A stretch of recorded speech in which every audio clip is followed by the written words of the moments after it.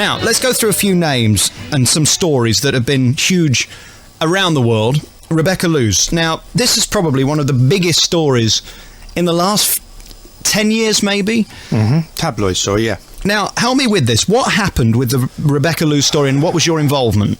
Rebecca phoned me initially we were giving a false name, making inquiries about what the British media knew about David Beckham and what had allegedly been going on with a certain young lady in Spain. Not telling me, of course, she was the lady, but and I explained to her that there were suspicions, but certainly there was no evidence of anything. So fine. Another couple of months went by, and she phoned me back then as herself and said, "Look, my name's Rebecca Loos, and I need to come and see you because I have a story concerning David Beckham." And obviously, she came to see me. I spoke to her. I then introduced her to the news of the world, and obviously, the rest, as they say, is history.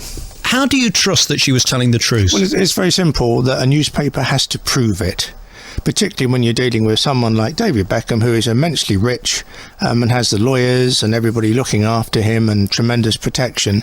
They have got to prove it. And they've got to take on board that if they can't, then they're going to be sued for millions and millions of pounds. So the newspaper, in this case the News of the World, has to substantiate it and prove it beyond a shadow of a doubt. How can you prove it? Well, I mean, obviously they heard messages, they saw all the information that Rebecca Loos brought and all the information, the story appeared and no one's been sued since. You see, I find that incredible that somebody so famous and so allegedly intelligent about what he's doing would be stupid enough to send text messages and to do emails. I mean, that was his biggest mistake, wasn't it? Yeah, Bigger than actually sleeping with her, because if he hadn't have done that, surely it wouldn't have come out. Absolutely. I think it was the text messages that, if you like, confirmed everything and confirmed to the News of the World the allegations that she made. But the biggest part of my business is protecting stars, so I probably know more about these kind of things than most because, of course, you are poacher and gamekeeper. What conscience do you have about the fact that 3 children could not have had a father after that, or at least living in the same house as their mother?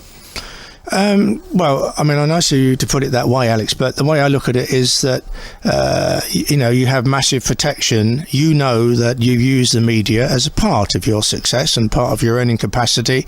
Therefore, if you get caught out, you've only really got yourself to blame. David Beckham didn't suffer because of it.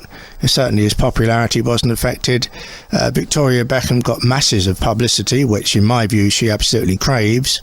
And Rebecca Loos was obviously condemned, as you would expect, as a Scarlet Woman, but she knew that was coming anyway. And she was very happy that she had a year television and made a lot of money. So, to me, there weren't really too many losers, and it hasn't caused him any aggravation, and they're still together. Do you sit down and warn these ladies about the implications of what they're going to do and what the reaction is likely to be from the public? I mean, what I will say is, look, this is the pluses and these are the minuses. If I get involved, often I don't get involved because I couldn't justify being involved. But and probably again, for every story I've broken, there's been 3 or 4 that have said, "Oh no, I couldn't stand that." Why would you do that then? Why would you say yes to Rebecca Loos but no to someone else? No, you're missing the point. It's their choice. I will explain to them, this is what you will gain, but everyone else, all the other papers that don't get your story will attack you.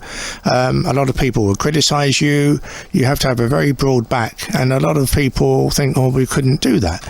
Do you like somebody like Rebecca Loos, or is it just nothing to you? Is it just on emotion because you can't get involved? I think you see them for what they are. If I don't like them, I don't get involved with them. But I also look at the situation with David Beckham and think it's not going to cause him any problems.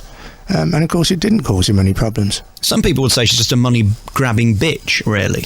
Yeah, a lot of people have said that. But that's up to them. And again, if you don't want to read it, don't buy the paper. And a lot of people do. It's the biggest selling paper, and the circulation of the News of the World went up considerably.